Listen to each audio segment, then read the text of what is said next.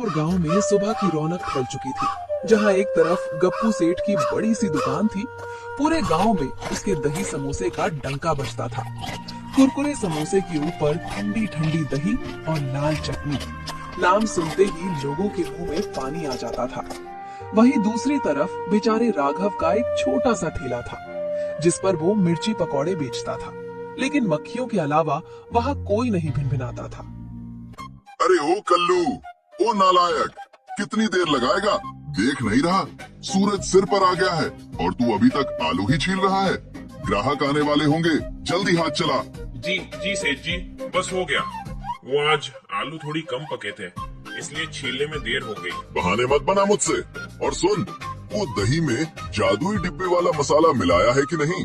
बिना उस मसाले के दही समोसे में वो बात नहीं आती जिससे लोग प्लेट चाटते रह जाएं। जी सेठ जी, वो मसाला मैंने दही में अच्छे से मिला दिया है, लेकिन सेठ जी मुझे एक बात पूछनी थी। तू फालतू में मेरा दिमाग मत खा। क्या पूछना है, जल्दी बोल। सेठ जी, वो मसाला डालते ही दही का रंग थोड़ा अजीब हो जाता है और उसमें से दवाई जैसी महक आती है। कहीं ये लोगों के लिए नुकसानदायक तो नहीं है? अरे बेवकूफ, तू नौकर है, नौकर बनकर रह। डॉक्टर बनने की कोशिश मत कर। तुझे पता है वो मसाला मुझे कितना महंगा पड़ता है? उसी की वजह से पूरा गांव मेरे दही समोसे पर टूट पड़ता है।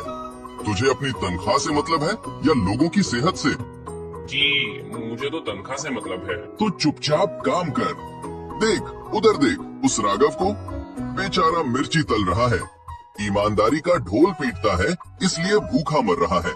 और मैं देख यहाँ दही समोसे बेचकर नोट छाप रहा हूँ। गप्पू सेठ की बातें सुनकर राघव का दिल टूट जाता है। वो उदास होकर अपनी ठंडी पड़ी कड़ाही को देखने लगता है। हे भगवान, सुबह से दोपहर हो गई, एक भी ग्राहक नहीं आया। मेरे मिर्ची पकोड़े ठंडे हो गए हैं। अगर आज कमाई नहीं हुई तो माँ की दवा कैसे आएगी? सामने गप्पू सेठ की दुकान पर पैर रखने की जगह नहीं है और यहाँ सन्नाटा है। देखते ही देखते वहाँ भीड़ बढ़ने लगी। लोग पागलों की तरह गप्पू सेठ की दुकान की ओर भाग रहे थे। अरे भाई सुरेश, जल्दी चल, गप्पू सेठ के दही समोसे खत्म होने वाले होंगे। कल मैंने खाए थे, भाई क्या स्वाद था।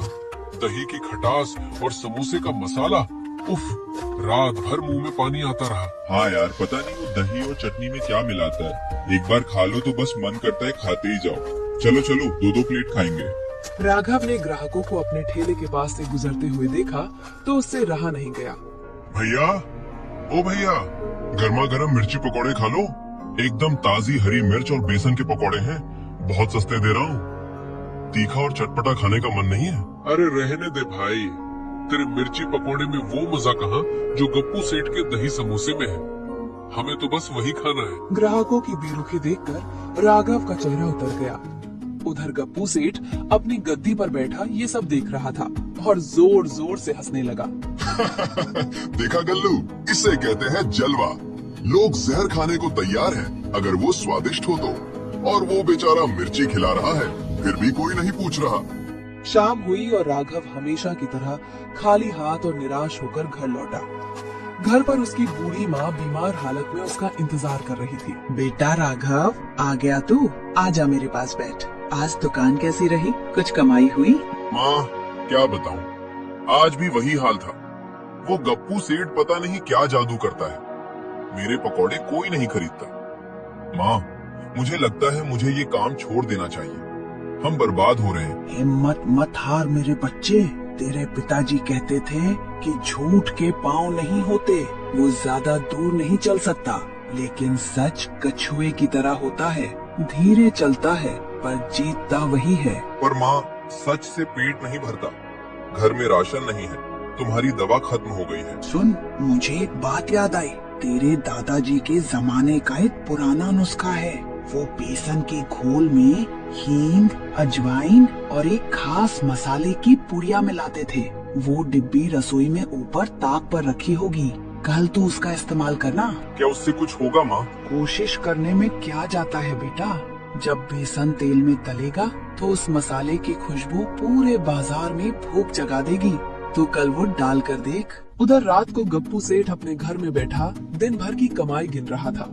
नोटों का ढेर देखकर उसकी आंखों में लालच चमक रहा था। 1000, 2000, 5000, वाह भाई वाह, आज तो गल्ला भर गया। अगर ऐसे ही चलता रहा तो अगले महीने शहर में एक और दुकान खोल लूंगा। ए जी, आप बस पैसे ही गिनते रहोगे या मेरी तरफ भी देखोगे? देखो, मेरी साड़ी कितनी पुरानी हो गई है और मुझे भूख लग रही है। दुकान से मेरे लिए दही समोसे क्यों नहीं लाए? अरे भाग्यवान, तू तो रहने ही दे। तुझे पता है ना दुकान पर कितनी भीड़ थी, सारे समोसे और दही खत्म हो गया। और वैसे भी बाहर का खाना सेहत के लिए अच्छा नहीं होता, घर का दाल चावल खा। बड़े आए सेहत वाले, पूरी दुनिया को खिलाते हो और बीवी को दाल चावल? मुझे नहीं पता, कल मुझे वो वाले समोसे चाहिए जिसमें वो खास दही डलता है। खबरदार, उस मसाले या दही का नाम भी मत लेना। वो सिर्फ ग्राहकों के लिए है। तू घर में चुपचाप रह। गप्पू सेठ ने अपने कुर्ते से चुपके से एक काले रंग की शीशी निकाली और उसे अलमारी के लॉकर में छिपा दिया। ये केमिकल ही मेरी ताकत है, लेकिन वैद्य जी ने कहा था इसका ज्यादा इस्तेमाल जानलेवा हो सकता है। इसे बच्चों और घर वालों से दूर रखना होगा। लेकिन गप्पू सेठ को ये नहीं पता था कि उसकी पत्नी चमेली ने उसे शीशी छिपाते हुए देख लिया था। अच्छा, तो ये काली शीशी है वो राज? सेठ जी इसे कितना छुपा कर रखते हैं। जरूर इसमें कुछ बहुत स्वादिष्ट होगा। कल जब ये जाएंगे मैं इसे चख कर देखूंगी। अगली सुबह राघव जल्दी उठा और उसने माँ के बताए नुस्खे से पकौड़े बनाना शुरू किया। जैसे ही पकौड़े तेल में पड़े, हींग और मसालों की एक तेज और चटपटी खुशबू पूरे बाजार में फैल गई। माँ सही कहती थी, इसकी खुशबू तो कमाल की है। नाक में जाते ही भूख लग रही है। हे भगवान, आज मेरी लाज रख लेना। बाजार में आने वाले लोग उस खुशबू से खिंचे चले आने लगे। पापा पापा कितनी अच्छी और चटपटी खुशबू आ रही है, मुझे वो खाना है। हाँ बेटा, खुशबू तो वाकई बहुत दमदार है। ये तो मिर्ची पकौड़े की खुशबू है। गप्पू सेठ की दुकान से तो बस बासी दही की महक आती है, पर यहाँ तो मसाले महक रहे हैं। चलो आज पकौड़े खाते हैं। धीरे धीरे बाजार की सारी भीड़ गप्पू सेठ की दुकान छोड़कर राघव के ठेले की तरफ मुड़ गई। भाई राघव, आज पकौड़ों में क्या डाला है? पूरा बाजार महक रहा है। एक प्लेट देना। ये लीजिए, गर्मा गर्म पकौड़े। अरे वाह, ऊपर से कुरकुरा और अंदर से तीखा। ऐसा मिर्ची पकौड़ा तो मैंने आज तक नहीं खाया। भाई 100 रुपए का पैक कर दे घर के लिए। अपनी दुकान खाली देखकर गप्पू सेठ गुस्से से लाल पीला हो गया। उसे यकीन नहीं हो रहा था कि राघव ने उसे पीछे छोड़ दिया है। ये क्या हो रहा है? मेरी दुकान खाली और उस फटीचर राघव के पास भीड़। कल्लू, ये क्या तमाशा है? सेठ जी, राघव के मिर्ची पकोड़े में आज कुछ जादू है। लोग कह रहे हैं उसका स्वाद आपके दही समोसे से भी बेहतर है। पकोड़े की खुशबू ने सबको पागल कर दिया है। जादू? मैं उसका जादू अभी उतारता हूँ। मेरे होते हुए कोई और इस बाजार का राजा नहीं बन सकता। गप्पू सेठ अपनी दुकान बंद करके सीधे जंगल की ओर भागा, जहाँ एक लालची वैद्य रहता था। वैद्य जी, मेरा धंधा चौपट हो रहा है।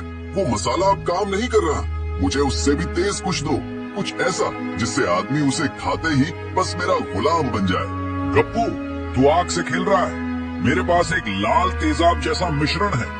इसकी सिर्फ 2 बूंदे दही में डालना काफी है, लेकिन याद रखना, अगर 3 बूंदे गिर गई तो खाने वाले की आंतें जल जाएंगी। मुझे परवाह नहीं, मुझे बस मेरा ग्राहक वापस चाहिए। लाओ वो शीशी। लालच में अंधे होकर गप्पू सेठ ने वो मौत की शीशी ले ली। अगली सुबह गप्पू सेठ दुकान जाने की जल्दी में था। उसने सोचा आज वो राघव का खेल खत्म कर देगा। आज तो मैं उस राघव की छुट्टी कर दूंगा। अपने दही समोसे में ये नया मसाला डालूंगा, फिर देखना। गप्पू सेठ अपनी जेब में वो सीसी टटोलता है। अरे नहीं, वो लाल शीशी, वो तो मैं रात को तकिए के नीचे ही भूल आया। धत तेरे की। अरे कल्लू, दौड़कर घर जा और सुन, सेठानी से वो लाल शीशी मांग कर ला जो मेरे तकिए के नीचे है। जल्दी जा, उड़ कर जा। जी सेठ जी, अभी लाया। कल्लू सेठ के कहने पर घर की तरफ दौड़ पड़ा, लेकिन उसे क्या पता था कि वहाँ एक बड़ा हादसा होने वाला है। गप्पू सेठ के घर पर चमेली सफाई कर रही थी, तभी उसे तकिए के नीचे वही लाल शीशी मिल गई। अरे वाह, ये तो वही शीशी लगती है जो सेठ जी कल लाए थे। कितनी सुंदर लाल रंग की है। जरूर इसमें वो सबसे महंगा चटपटा सॉस होगा। आज सेठ जी घर पर नहीं है, मैं इसे अपनी चटनी में डालकर पकौड़े के साथ खाती हूँ। चमेली ने बिना सोचे समझे उस जहरीली शीशी का पूरा ढक्कन खोला और चटनी में पलट दिया। आहा, अब आएगा मजा। जैसे ही चमेली ने चटनी के साथ एक बड़ा निवाला खाया, उसकी हालत बिगड़ गई। तभी कल्लू दौड़ता हुआ वहाँ पहुँचा। मालकिन, मालकिन, सेठ जी ने वो लाल शीशी मंगवाई है। बचाओ, मेरे पेट में आग लग गई। मालकिन, क्या हुआ? कल्लू, वो लाल शीशी मैंने चटनी में डाल दी। सोचा सॉस है, ये तो आग है, मुझे बचा ले। हे भगवान, सेठ जी ने तो जहर मंगवाया था, मालकिन ने जहर खा लिया। कल्लू बदहवास होकर वापस बाजार की तरफ भागा और गप्पू सेठ के पास पहुंचा। सेठ जी, अनर्थ हो गया, गजब हो गया। क्या हुआ? शीशी लाया या नहीं? शीशी मालकिन ने पी ली। उन्होंने सोचा वो खाने वाला मसाला है। वो घर पे तड़प रही है, मर रही है सेठ जी। ये सुनते ही गप्पू सेठ के पैरों तले जमीन खिसक गई। वो सब कुछ छोड़कर नंगे पैर घर की तरफ भागा। अस्पताल में डॉक्टर चमेली का इलाज कर रहे थे। पुलिस भी वहाँ पहुँच चुकी थी। गप्पू, तुम्हारी पत्नी की हालत बहुत खराब है। अगर तुमने सच नहीं बताया कि वो जहर कौन सा था, तो वो नहीं बचेंगी। डॉक्टर साहब, मुझे माफ कर दो। वो एक अवैध केमिकल था। मैंने उसे दही समोसे में मिलाने के लिए मंगवाया था। मैं लालची हूँ, मैं पापी हूँ। मेरी पत्नी को बचा लो। तो ये है तुम्हारी सफलता का राज। तुम गांव वालों को समोसे के नाम पर धीमे धीमे जहर खिला रहे थे और आज उसी जहर ने तुम्हारे घर को डस लिया। साहब, मुझे जेल में डाल दो, फांसी दे दो, बस मेरी चमेली को बचा लो। डॉक्टर ने गप्पू के बताने पर एंटीडोट दिया। चमेली की जान तो बच गई, लेकिन गप्पू को उसके लालच की सजा मिलने का वक्त आ गया था। चलो गप्पू सेठ, अब तुम्हें सरकारी मेहमान बनना पड़ेगा। मिलावट और जानलेवा केमिकल रखने के जुर्म में तुम्हें लंबी सजा होगी। कुछ दिनों बाद बाजार का नजारा बदल चुका था। गप्पू सेठ को दुकान पर पुलिस का ताला लटक रहा था और राघव की दुकान पर ग्राहकों की भीड़ थी। लीजिए काका, लीजिए बहन जी, थोड़ा धैर्य रखिए, सबको मिलेगा। भैया, अब मुझे समझ आया कि रातों रात अमीर बनने का सपना इंसान को अंधा कर देता है। गप्पू सेठ के पास सब कुछ था, फिर भी लालच ने उन्हें जेल पहुंचा दिया। हाँ कल्लू, मेरी माँ कहती है, ईमानदारी की सूखी रोटी भी बेईमानी की दावत से ज्यादा मीठी होती है। याद रखिएगा दोस्तों, लालच वो दीमक है जो इंसान की खुशियों को अंदर से खोखला कर देती है। बेईमानी के महलों में नींद नहीं आती। असली सुकून तो सिर्फ मेहनत और ईमानदारी की कमाई में है।